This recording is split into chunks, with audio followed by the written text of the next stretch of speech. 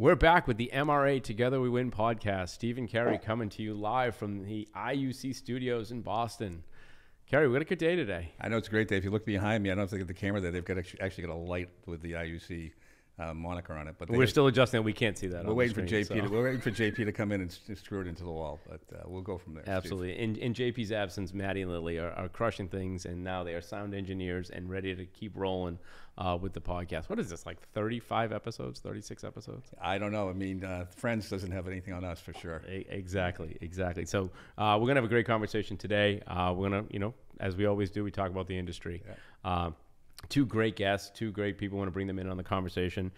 First, we have MRA board member, longtime contributor in the Boston restaurant scene, Seana Gaherin from Dunngaherins and Newton. Seana, how are you?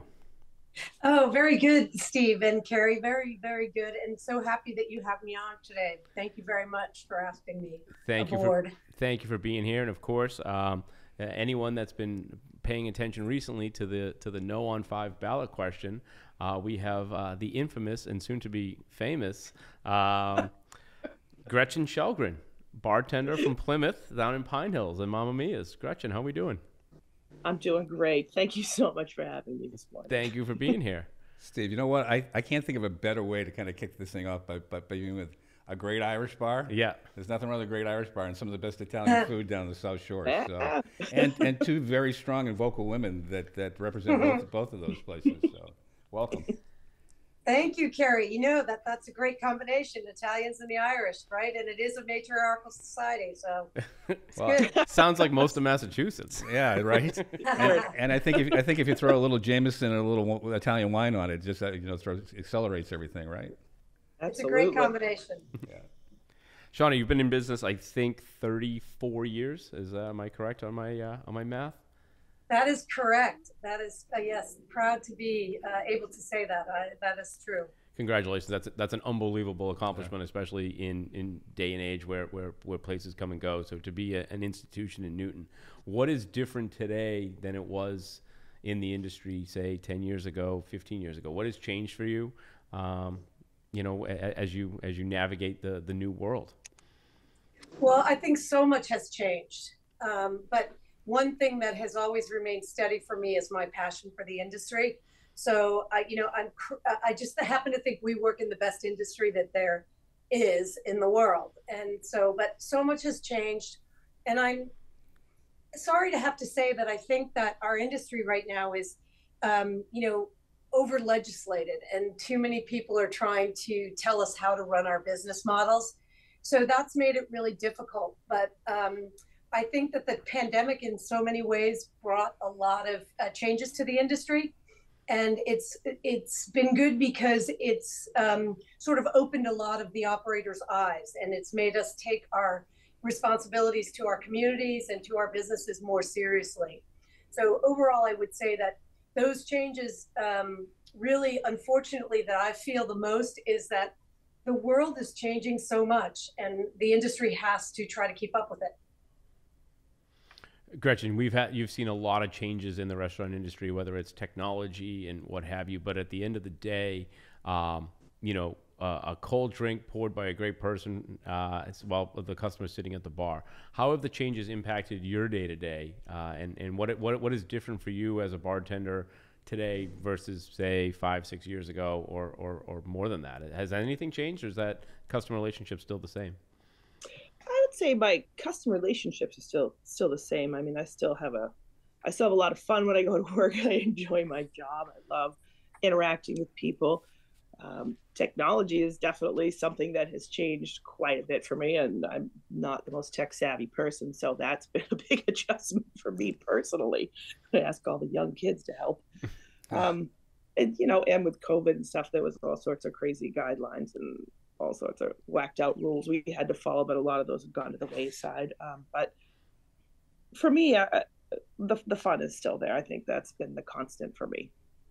And wouldn't you say, Gretchen, at the end of the day, Gretchen, that even coming out of the pandemic, that even more so now that people want to, they want the social interaction. They want to be with the bartender, and they want to go out and they want to talk to somebody. I mean, I think when we think back about like the purpose of a pub, we served such a community function because we were the place where if people were working in agriculture or whatever, at the end of the day, they could come and they could meet their neighbors and they could talk and, they could, even with, whether it be politics or whatever, but we always served such a great purpose. And I think that what scares me is that I don't think anybody ever wants to give up losing that eye to eye, face to face, getting to know their server or bartender. Oh, definitely. Yes. But people were craving the socialization after COVID. They need it. It's so interesting that you guys bring this thing up because all the data points out there for like big groups like Black Box Intelligence that works with the big corporations say customer experience is key right now, whether you're going to be successful or not. And I lean into, even though I come from a corporate background, I lean into that Italian restaurant or that Irish pub where you actually can go. I mean, if you go back to history for any amount of time, wrote anything about history, it all happened at the pub. It all happened at the bar. Yeah. It all happened there, right? But are you guys seeing anything coming out of the pandemic where the customer expectations have changed? Well, I think that, coming out of the pandemic completely, has not happened yet. But I do think that people are, there's a little bit of, and I'm afraid to use the word because Steve might get mad at me, but there's a little bit of fatigue that I don't get mad. I don't get mad at operators. I'm sorry. But I do think that there is a little bit of fatigue that people feel like, now everything's getting more expensive and, people are really price conscious now. And they really now are demanding good service and they're demanding quality. And I think that, not that they're becoming Ralph Naders of the world, but they are becoming a more conscientious consumer. And they know that they've helped us survive through the pandemic. And that they're now saying, okay, so let's, give me what I want here. And I think that they're more vocal and they're more demanding, but I think we owe it to them. And I think you're right. And in terms of, where the economy is right now, the consumer dollar is being challenged, with inflationary costs and everything else that's happening. Grocery store costs us through the roof. So, we are the place where they spend that disposable income and they're going to be more choosy of where it goes or more demanding of that. So I think that naturally comes with the territory of the clientele that we're serving, and that's going to happen anyway. Absolutely. And you gravitate back to the place you're most comfortable. I mean, if you're going to spend your dollar someplace, I think people still experiment to a certain extent, but I know on the nights that we're going out, there's like 3 or 4 places that we feel very comfortable hunkering in at the bar and having what we're comfortable eating. So I think that whole relationship that you guys nurture in the pubs and in those fine Italian restaurants are what people want to go back to. Oh, Kerry, it's so funny that you say that. And I would say, too, that, Gretchen, and you could probably speak to this, too, that I think the highest sought after seats now are at the bar. And I think that it's because that, one, I think, I've always been a bar personality and I like to sit at the bar, but I do think that some of the consumers just want to be there in front of the person and be really, like your server has to wander off and go to the service station and get your soda or go to the bar and get your drink. But when you're at the bar, you're just like, you're on stage with the bartender. So I think that that's been, would you agree, Gretchen, that everybody sort of, Absolutely. You, as a bartender, you were always on. You're always interacting with people. You don't walk away. You're there all the time. And I have people that line up and they wait to sit at the bar. Right. And Gretchen, wouldn't you also say that when they were talking about, like what's changed and such, like we're in the entertainment business now, so like you're entertaining when you're behind the bar and you're on stage. And so your performance is so critical. But also, I really feel like we're competing with Roach Brothers and prepared foods and home entertainment centers. Convenience. And home entertainment centers. So not only do we have to compete with the restaurant down the street, we're now having to compete with getting people to get up and get out of their house and come out and see us. Sure. So I think that's like understated, and it's really hard. It's another element of why we have to fight so hard for our market share. Absolutely. And Kerry and Steve, I would say too, out of the pandemic, people have been really good about seeing us as a takeout business. Like before, maybe they were going to go get like a Caesar salad, they'd go to Roach Brothers, but now they have been trying to keep us alive and support us. And so we do more takeout than we've ever done before. Yeah, that's something that hasn't gone away. That was something we taught people how to eat at home and how to enjoy our product at home. And no offense to Roach Brothers, but we have a better product. And so the Correct. fact that our, restaurants are providing that product Right. to us and we're able to do that, I think people enjoy that. Let's talk a little bit about drink choices. Has the consumer palate changed? You can still, you can get a great Guinness. I'm always going to order a Guinness when I'm there. I don't usually change with the trends too often, but what are you seeing from people that are experiencing it day to day? Are drink choices changing? Are people putting more thought into what they're ordering? Absolutely. Yes. I find people like right now where it's summer, we have this one, everything in a can. People want a lot of stuff in a can. They want the convenience, all those vodka, sodas, iced teas. And it might be the demographic where I work. I make a ton of old fashions and Manhattans and just straight up martinis, where I've seen that kind of come back around, where 20 years ago I wasn't quite making the amount that I am now. I think that's a great point, Gretchen, and I believe that to be true. You guys are back being mixologists. You're truly a craft, and you're really a profession. And people are demanding of a good, like, we don't any longer use Rose's lime juice. We squeeze fresh lime. I mean, the garnishes, we spend so much money on the garnishes, and people want to watch you make that, huckleberry lemonade, drink. So it's really become, it's very artful, and you guys are working really hard, and it takes longer to make a drink, but as long as there's that consistency and quality in the product, I think that we're able to charge more for that. And I think that, that people are drinking better. They want more sophisticated flavors, and they want, single malts, hand distilled. It's really getting into, people are really educated about it. Yeah, the variability of what you can order, and we've got friends that are brown liquor drinkers, and they're just like experts on every bourbon and on everything. But do you find that to be a little bit generational? Because I know us boomers, boomers are kind of cut. They've picked their drink, right? And as far as my buddies, but I know that my 20-somethings, they want something that they've never seen before, never heard of before, and they want to be very experimental. You seem to be generational, or is it just kind of straight across the board? Everybody's being more creative. Where I work, I would say it could be a little generational. Older clientele definitely want more of my bourbon, Scotch drinkers. They're going to get the old fashions and Manhattans, but I do see that starting to creep into the younger generations. But they definitely tend to go towards more the special handcrafted artisan type cocktails.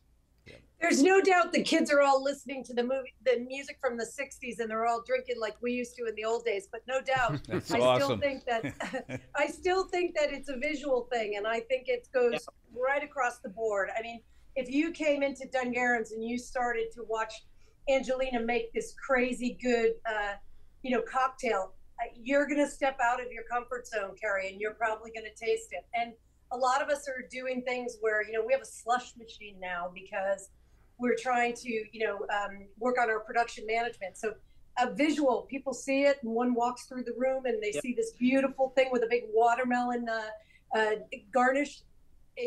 You're going to order it. And I think Steve might walk away from his Guinness for, a few minutes. Well, so I joke about the Guinness, but my new move is to go to the mocktail list and look at the crafted drinks, but then add Tito's to it. And so there's so much, art and crafting that goes into the mocktail drink, but I'd like to add a little Tito's to it to make it a real drink. So it takes the creativity away from me and allows the drink. So Gretchen, are you seeing more and more quote unquote mocktails happening? Yes, we do actually have a mocktail list, which we never had before. And they are all muddled fruit and fancy garnishes and all that kind of stuff. Oh, what a great option. What a value option for the restaurant. I mean, you can charge pretty much for the cocktail prices. And I'll tell you what, people are leaning into dry January and, dry whatever. And they want options. When they go out on a Tuesday afternoon, they don't want to have to make the option to drink a martini at, 1 o'clock. Some people do, but I think it's great for other folks to say, look, no, I need something that's still appealing, still get a flavor profile, but I don't have to walk away with a buzz on. Right, and you feel like you're engaged, or you're part of the. And I have to say, as operators, we used to not shun that person sitting at our bars just slowly sipping a club soda. I mean, now we've actually created a profit center from that client. Sure. And we're able to, and we're able to make some money on them. Whereas before it was, it was harder. So, and you're more apt to have a couple of those than you would, two club sodas. So. Yeah, it's an interesting world, the ever-changing world of the consumer palate. And it's all good. I mean, I think the fact that you can give somebody what they want and still make money off it's a great next step, right? That's why we're all here, right? Right. Absolutely, absolutely. Let's transition a little to a threatening ballot question that's coming our way. Question 5 on the November ballot is, simply as we put it, will upend the entire restaurant industry in Massachusetts. Everything we've been talking about, the service, the comfort, the cost. It's a really concerning question. We have, at the MRA, we've talked about it impacting employees, employers, and consumers. We have a lot of different concerns about it. We want to get into that a little bit. Gretchen, you've been talking about it a lot. From your perspective, why is question 5 a problem? Well, question 5 is a problem because I see it as a direct threat, or it's going to have a direct impact on my income that I make every day. As the cost of business goes up, it gets passed on to the consumer, and then that's going to get transferred back to my income. So if you go to the same restaurant every week, get your cocktail, have your lunch or your dinner, and it costs X amount, and then moving forward, it's going to cost more. It's going to be a service charge, and you're going to think, well, they just got a raise, and you're going to tip less. It's just how it works. And then at the end of the day, you're going to move me to actually becoming a minimum wage worker, which I've never been, and I have no desire to be. And you have experience. You worked in Washington State, right? Yeah, I did. I lived in Bellingham, Washington for 12 years, where I was a server and a bartender. And for a long time, they were probably one of the first states to implement the full minimum wage with tips on top. And I just made less money. I mean, I make $30,000-$40,000 more a year in Massachusetts, making $6.75 or whatever it is, my sub minimum wage pay, which is not the case at all. I make twice as much here, making less.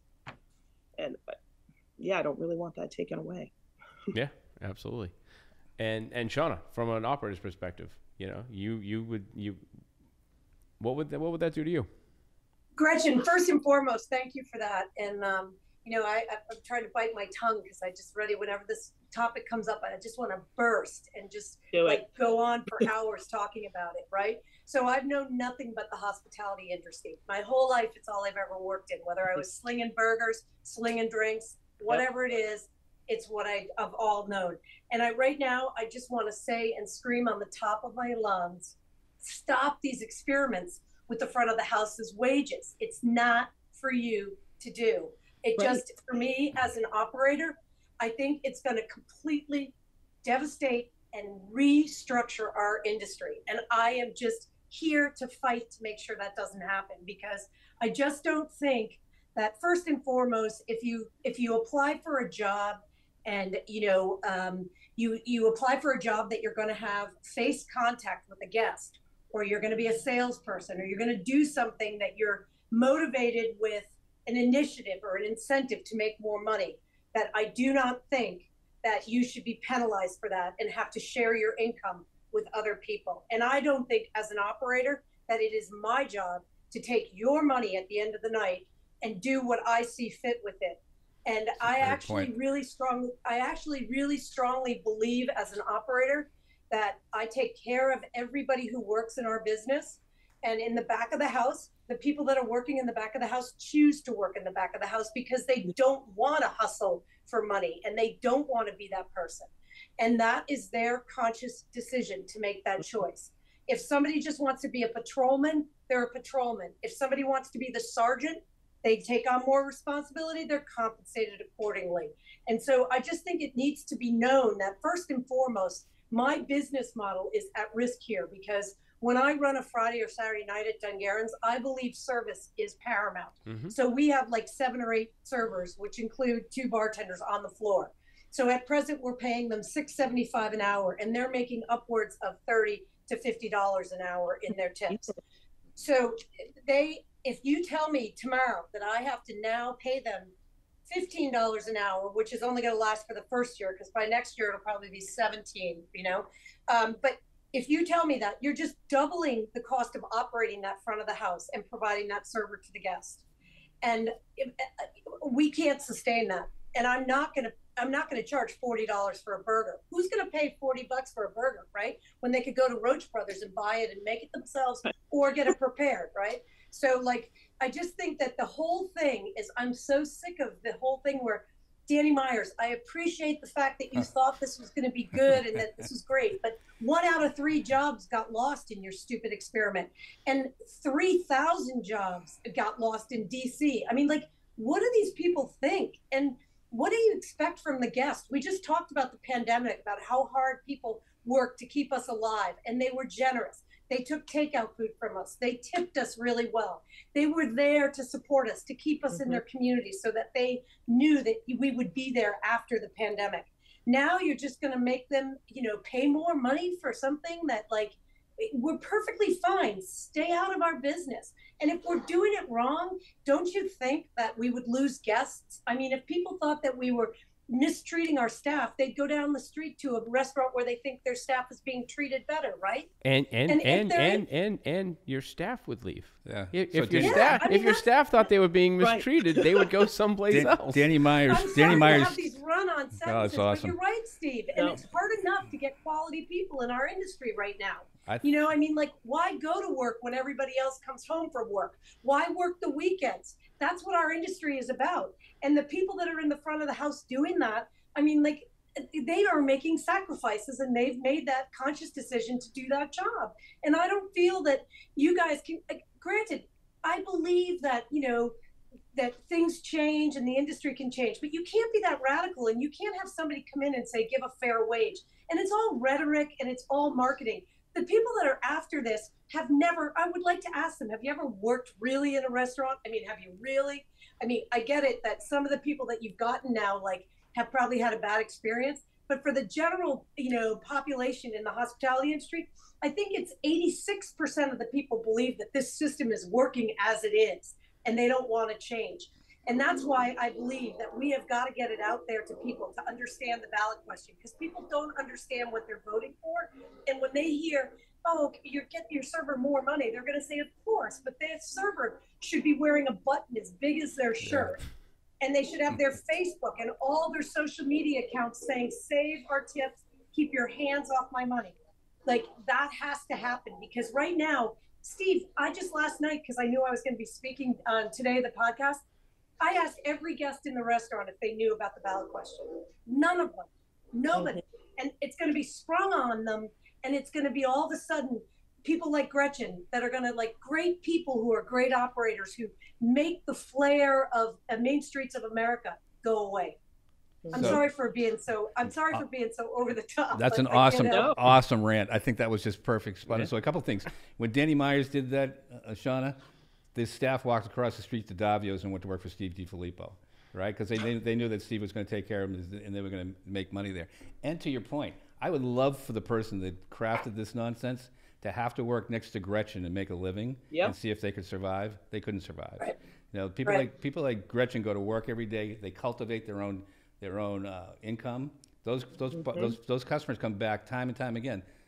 Because there's good product and food there, but because Gretchen's behind the bar earning a living. And Gretchen's trying to tell everybody out there, stop effing with my, and you can cut that out. Existence. I'm not a kitten that's stuck up in a tree. I don't need to be rescued. So Gretchen made this great video, and I was at some operators and to your point, Seana, educating these people and getting it out in front of people is what we need to do. And Gretchen's got that great video out there.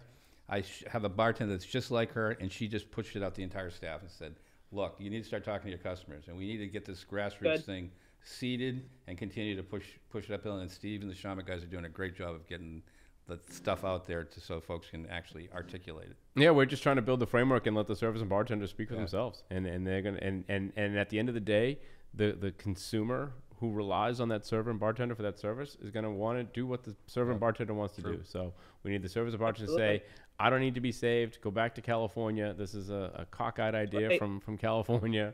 And, and I have to say that one of the most insulting things to me as an operator and a passionate hospitality person was this sort of bringing slavery into the flavor here.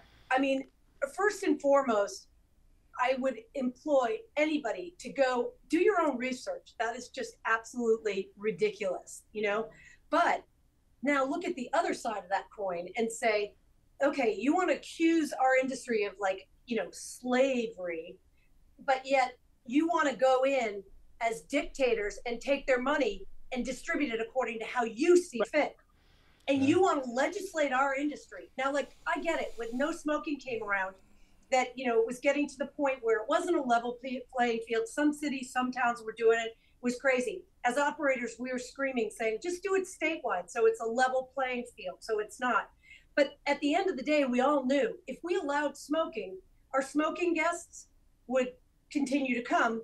And if we were losing more guests because we were allowing smoking, we were going to switch, and we were going to, on our own, without having to have a legislation, without having to have a law, without having to have an enforcement policy, we would have known that we were losing revenue because we didn't do the right thing for the general population.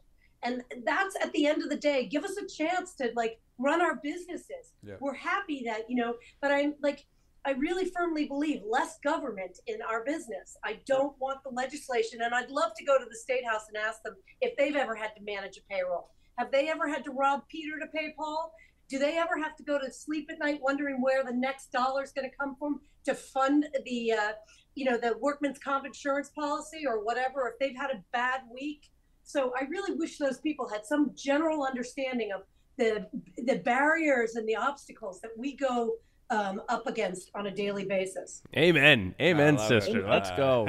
Seana Gaherin, Governor 2026. Make it happen. Yes. Got my vote. Believe me, there are worse options. Massachusetts residents know there are good clam chowders, and then there's New England clam chowder. The same goes for restaurants. Good restaurants get the big things right, and great restaurants focus on the details. Spot On can help. Their tech provides up-to-the-minute sales and labor reporting to increase revenue and control costs, so you can take your business from good to great. That's why Massachusetts restaurants like Camelina's in the North End, Paul's Pizza and Seafood, My Diner, and Plant City X trust Spot On's point-of-sale and labor management tools. With Spot On, you not only get access to business tools that help you save time and make key decisions, you also get 24/7 dedicated support from real humans who care. It's more than good, it's great. To learn more, visit spoton.com/MRA. Gretchen, what are we talking about? What else needs to be? Yeah, we got a couple minutes left here before we wrap up. Well, I think another point that the general population doesn't realize is that every worker in the state of Massachusetts is guaranteed a minimum wage, including tipped employees. So I think people need to be aware of that if you happen to work at a restaurant and you, for some ungodly reason, don't make minimum wage, your employer is going to pay that. So we already have minimum wage in place. We don't need this outside group telling us. Yeah. And Gretchen, remember when we were at the State House? Remember when when all of the legislators were looking at us like, but tell me, how do you make sure that they're making that a thing? The technology, right? Oh my now, God, the technology. Oh, it's if ridiculous. you wanted to know exactly every penny you sold last night and every dollar you voided and everything, it's already there. The system is already in place. It's called Toast. Yeah, exactly. And I mean, everybody has it. You know, they're speaking from experience because they get so much transparency on their financial doings, right? Well, right. Yeah, exactly. Kerry and Steve, to the point of transparency, now when you file your Mass state, meals taxes, the first question you have to answer on the form on a monthly basis is, what is your POS system? Did you know that? Yep. No, I didn't. Okay, so the first question, so they know, like, it's a flag. They know if you're operating with Toast, it's very clear that Toast gives you comprehensive reports. Everything. I mean, it could tell you how many times the bartender went to the bathroom. So probably. We've come a long way. Yeah. The system is not broken. Vote no on 5. Exactly. They don't need to be saved. Please tell everybody, tell you. your neighbors, talk to people, get it out there. If you're a server or a bartender or a manager or an operator, anything, talk to your guests, talk to the postman, talk to everybody. Everybody is voting. They need to understand it. It's one of those tricky questions. vote no, vote no. Yes. Yes. Let's get Vote out of no. Let's get out of here on a light note. How about the quick hitting Sprague Energy lightning round? We got Here a we couple go. minutes left before we Uh-oh. go. All right, coming at you quickly. Gretchen, last meal on earth. What are you having? I'm having pizza. Okay. Shauna. Oh my goodness, I don't know. I guess I'm having, God forbid me for sounding, but I would probably have a fillet with Boursin cream cheese on it, and fried onion straws, homemade mashed potatoes, and asparagus. I think be okay. And I would also have to have some wine with that. Oh, yes. Absolutely. That leads into the next question. If you're drinking something, what are you drinking? I am a dirty martini girl. Nice. Or whiskey on the rocks. Oh wow, I'm all over the board. I'm Irish, so like I feel like I have to. That's the only way I get to travel is if I drink around the bar. So I would say that it's my last drink. It doesn't have to be your last drink. It's really, what do you usually drink? It's just, what do you like to drink? Oh, okay. No. Let's just put it this way. I explored. I had an amazing, at the Fisherman's View in Sandwich, Mass. the other day. I had a huckleberry lemonade that was a frozen drink made with 41 huckleberry vodka. And Gretchen, if you ever look the recipe up, I'm telling you, it was to die for. It was so beautiful, and I have not stopped thinking about it. So Awesome. yeah, but typically I drink wine. I'll be seeking that out this weekend. Yeah. Yeah, it's a great sounding drink. Ideal vacation spot. Caribbean. Anywhere in the Caribbean. So I would have to say, I'm an avid golfer, so I would have to say the Casa de Campo, Teeth of the Dog. That's like, I could sleep there and play golf there every day of my life. And she's not lying. I had the privilege of playing against her last January, and I got destroyed. So. Oh, that's not true. That's not true. I missed the bus. What did you know? I played with Steve before. You destroyed him. Yeah. Oh, Yeah, yeah. yeah, Absolutely. All right. Here's the tricky one. If you could have dinner with anyone, living or dead, who are you having dinner with? I'm having dinner with Jesus. Wow. that might be the top answer we've ever received. I think he's going to bring the wine. Yeah, exactly. I want him to bring the wine. Yeah. Okay, you guys, are you ready? Hold on. Are you ready? We're ready. I would love to have dinner with Donald Trump because I just need to know I just really want to know. I would love to be in front of him, and I'd like to have a one-on-one with him because I just would be really curious. Like, it's one of those things I would actually love to just see. True or false? Yeah. That's it. Yeah, that's great. Videotape that, please. I don't know if I could ever do it though. Yeah. Well, this has been great. Thank you both for joining us. Gretchen Shelgren, bartender, Pine Hills, Mamma Mia's in Plymouth. Check her out. See her video on No on 5. Seana Gaherin, Dunngaherins. Go have some great Irish hospitality in Newton. Thank you both for joining us. Thank you, ladies. Thank you, Thank you you guys. so much. This was awesome.